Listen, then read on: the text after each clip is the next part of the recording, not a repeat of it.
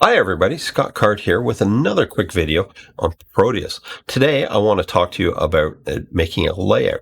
In this example, I have made a design and I want to go through step by step my layout process and how I do a layout for, in this case, a buck regulator.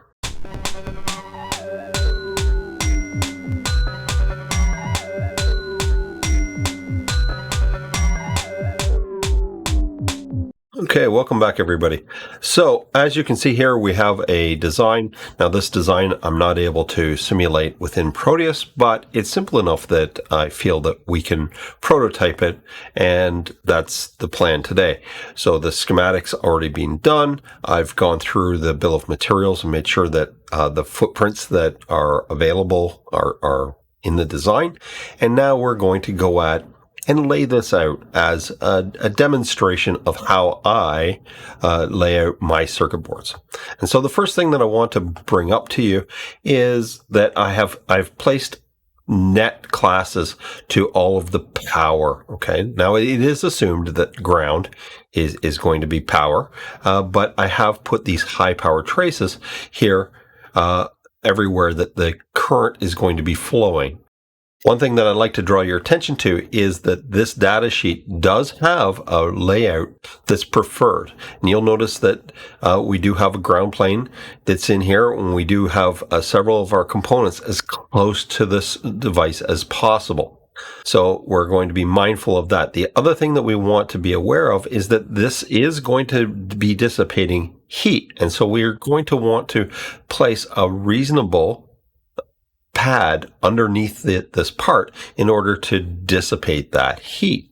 One of the things that makes this a good chip or a good candidate, we're going to test it, is that you'll notice that it does have a set of FETs in here. This means that it doesn't use the transistors of things like the MCP 34063, which is an older design. And by having a pair of FETs, it means that we do not need that external Schottky diode. So the preferred schematic for this is actually really simple. We have bootstrap capacitor, we have our timing capacitor, we have current setting resistor, we have an enable pin, and our voltage divider for our feedback. And so very simple design. You can see here that we have several of our components all laid out, ready for us to place. And what I recommend doing is to actually tear off this window like so, and I'm going to put it on a second monitor, so you won't be able to see it. But definitely a great way to do a layout is to follow through component by component in a logical fashion, because that's how you actually created the schematic in the first place. And the first component that we have is J1. J1 is just a 156 thou header, and we're just going to place it here randomly. The next thing that we come across is our inrush current limiter. A lot of people don't bother putting one of these in. I like having them. They do limit the current when you first plug it in or turn it on, and they also protect the rest of the circuit from any spikes. Okay, so it's actually a really good idea to put one in. They're not that expensive, but they definitely help out. So looking at the data sheet, the next thing that I'm going to do is I'm going to place the regulator itself. And the reason why I'm going to do this is so that we can start to do the layout around it, and then we can move it into its final location after. And looking at the data sheet, the first thing that we want to get laid out are those input and output capacitors, so that they would be C1 and C2 for the input. So here we go, C1 and C2. And they are in parallel, so that should be fairly easy. And I'll just shift these guys up, move the text out of the way so I can get them a little bit tighter. Something like that. And so these are the inputs. And then we have the two outputs, which are C4 and C5. So again, we'll sort of duplicate that process. I think we can get away with that. And so the next thing on our data sheet that we want that needs to be close is C3. And C3 for us is this bootstrap. Okay, so this 0.1 nanofarad low ESR. So here we are, C3, and we're going to get it reasonably close. Okay, it doesn't need to be exactly on top of it, but we want it very close. The next thing that I want to place is our voltage divider. So it wants to be very close to pin 5. And so we're going to lay in R1 and R2 reasonably close. Okay. So there's R1 and R2. Next, we have the capacitor C6 and R3. C6, which is the timing capacitor. Next, we have R5, which sets our current. And next, we have our enable pins, so that they use R4 and C7, so we can place them in. So R4 here. Oops. R4 and C7. Okay, the other thing that we can have in here, and if we dig through the data sheet, you'll see that there is a way to use a diode to increase our efficiency. So we're going to put in this diode, this little 4148, which is possibly the least expensive diode we can find. Very cost effective. So we'll drop him in there. And then we're down to the inductor. Okay. Definitely one of the largest components that we have in here. And we'll place Mr. Inductor right here. Now we're simply down to our power LED, its resistor, and the output. Okay. So I'm going to put this guy in right about there. Seems like it's about halfway between them. And we'll line these guys up the same. So now we'll find a nice place to put our LED and its current limiting resistor. So now that we have a rough idea of how this is going to lay out, we can go in and lay in our board edge. And the way that we're going to do this is just with the 2D graphic box mode. Make sure that we have our board edge selected. And then I will draw a box that is approximate to the finished product that I want. Okay. And we can check the size. Okay, so we'll just go into edit properties. And so this is 55 millimeters by 20 millimeters. It's quite small. So I think this is going to be okay. Let's take a look at it in the 3D visualization. Yep. And it looks quite reasonable to me. Okay, some more things to clean up in here and what have you, but we're off to a good start. So the first thing that I want to do is I want to go in and double check the design rule manager. I want to make sure that things like my net classes, okay, for power are a reasonable size. So this is using default trace size. I can increase that to say power. And my signal, I want to make sure that it's not too small for my board manufacturer. The default I've already have set, so that should be okay. Now, one of the advantages of setting the trace size ahead of time is you'll notice that there's nothing to be done when I'm laying these traces. They automatically pick the correct size. So that little bit of time up front makes a big difference when we go to lay this in.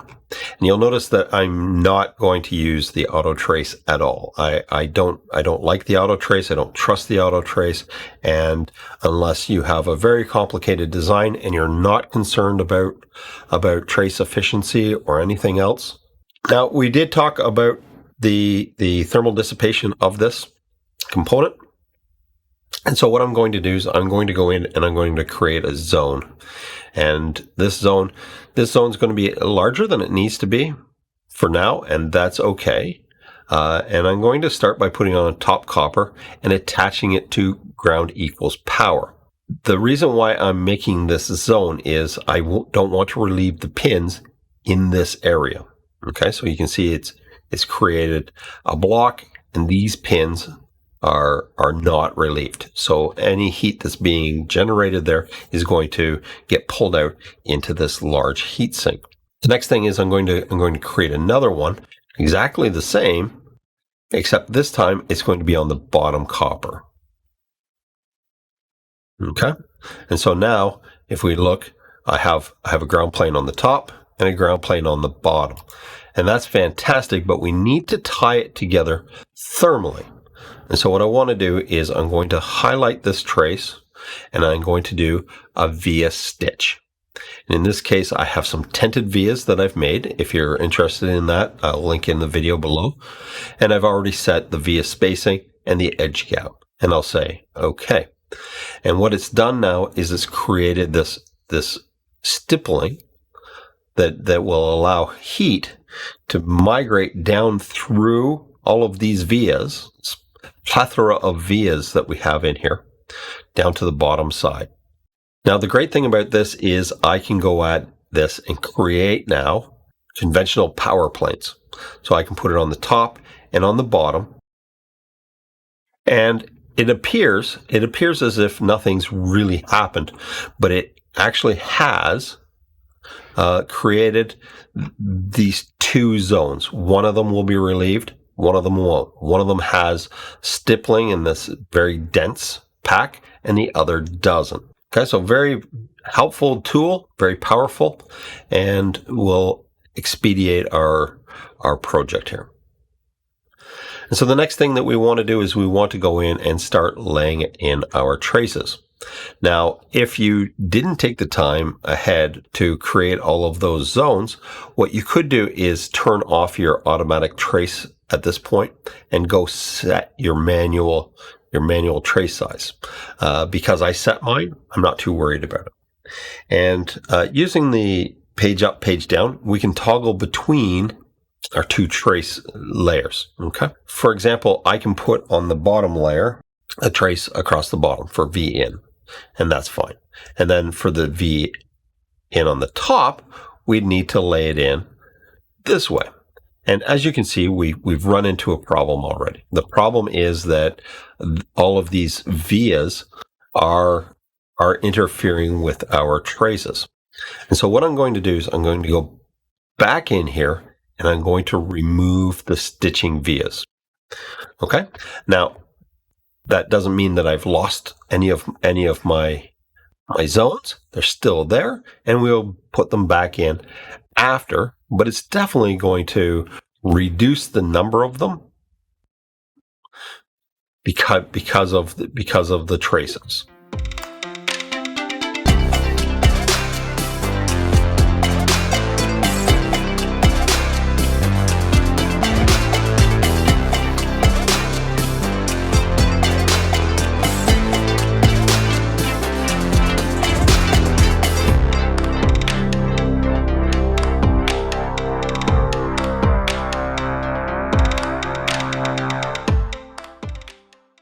Okay, here's a situation where I don't necessarily want to use the default. Okay, and so what I'm going to do is turn this off, and we'll pick something reasonable like a T10. And now I can lay that little trace in at my desired width. When I'm finished, I'll set it back to auto, and we're good to go. And as we can see, we're quickly finishing up on our traces that we need. This one obviously doesn't need to be overly large, but what I'm going to do in this case, because I want it as close as possible, is I'm going to drop in a via and go across the bottom. So I'm just going to double left click, run down here, double left click, and come back to my V out. So that keeps this path as short as possible. Okay, we can do the same with the V enable. Okay, we don't need that big heavy trace. So what we can do is change it up. We'll drop in a little T10 here. We'll come across to this side, dive through to the other side, and we'll take it right to the inrush current limiter. Okay, so now we're just down to the two grounds needing to get tied together, and this is just a bit of a quirk with Proteus, but that's okay. We can make this work. So here we go. Let's do our via stitch now. I'll say OK. Regenerate, and you'll see that most of it is coming together. And so here we're going to via stitch this as well, but we don't need that really tight weave that we have. So let's do a via stitch, and this time we'll put the spacing out at say 1.5 millimeters. We can probably go all the way to 2, and we'll give it 0.5 millimeter off the edge. Let's say okay, and we'll just tie them together. Makes Proteus feel better. One thing that I think I want to add to this, just because I can, is maybe some M3 screws. Can we fit M3? It's a little bit tight, but okay. So we'll drop in some M3 screws, and we'll go at and remove just those vias that are in the way. So we can get rid of them. Regenerate. Let's take a look at this. I'm going to go ahead and save this, and we can look at outputting the file and sending it over for quotation. Now, hopefully this video was helpful. If it was, please give it a thumbs up. Like and subscribe if you'd like to be made aware when I make new videos. As always, I appreciate any feedback, whether it be constructive criticism or positive. It's all appreciated, and it all helps my channel. Speaking of helping my channel, if you'd like to support the work that I do here on YouTube, please check out my web store, the link down in the description. And as always, thanks for your time and patience. All right? Have yourself a great day. Bye now.